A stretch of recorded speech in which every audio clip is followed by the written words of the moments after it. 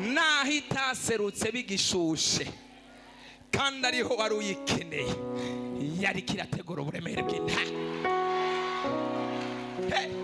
Hallelujah. Some people, hari abantu basenze rimwe rimwe, God utantabaye ndapfuye ndahwereye, wagiye ntugihari. Mana utantabaye ndapfuye, wagiye. Yaguciriye akanzo kugira ngo ikubikire intahe. Hallelujah. Biramweza ati icyanzo nikiguhende ngo wicare wumve ko wamaze guheza. Ico ni icyanzo. Icyanzo nakandi Imana igufyondera kugira ngo maisha yaendelee.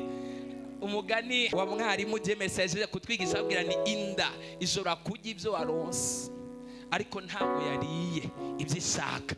Ako nako nakanzu ko kutajya ibyo ushaka ariko ukajya ibyo waronse. Ico ni cyanzu kugira ngo bandanye ubaho, ariko hari igihe Imana irema intahe ku buzima bwawe irabireka bigishushe. Baramubeshera. Birashoboka ko na Yosefu yagiye ku mavi, Mana urabona muka Potifara rambesheye, mbabarira sinje mugasho ntabara. Ikirabira hariya wani we peti wende, ukitoka kule nitakupandisha kule juu. Imana pate cyane. None iyo yanga kugenda yari guhura n'uriya muntu asigurira inzozi. Yes, natufase cyane gose. Hari ahantu hamwe namwe ibaza ngo Satani aradutaye hasi, ariko Imana yo mw'ijuru akaba ari yiteguye kudutabarira.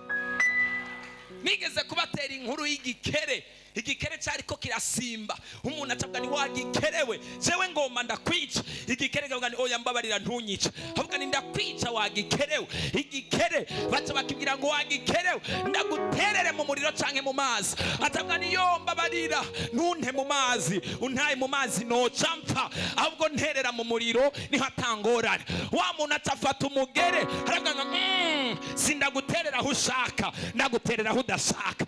Acafata igikere agikubita umugere, kica gisimbira mu mazi, kica kiravuga ngo yo aha niho nama, aha niho iwacu, ugiriye neza. Nta muntu ari hano yotera haleluya, wongera utera iyindi haleluya.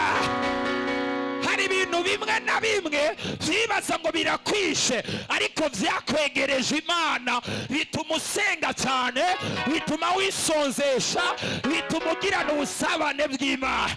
Hari ibintu bimwe na bimwe vyibaza ngo birakurangije, bituma umenya gutahura Bibiliya. Hari abantu batari bazi gusoma Bibiliya, ariko kubera kageragezwa mu ijoro bagiye kuryama bakatafata akaverse bagashira kuri stati.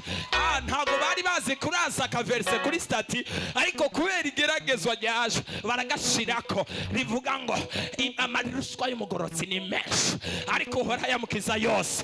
Akaca aryama agasinzira, bukeye mu gitondo agasoma kandi kaca kavuga ngo erega icumu ry'ubugabe ntago rizokwama rishinze mugabane w'abagororotsi. Agatangura gusoma ijambo ry'Imana, ku mugoroba ukabona ataye kwa kandi, hirya yezu ukabona ataye ka kandi, ariko yahora ari umuntu agenda yigenga atashaka, ariko igeragezwa ryamwegereje imbere Imana yo mw'ijoro ikurungikira uburemere bw'intahe nk'izina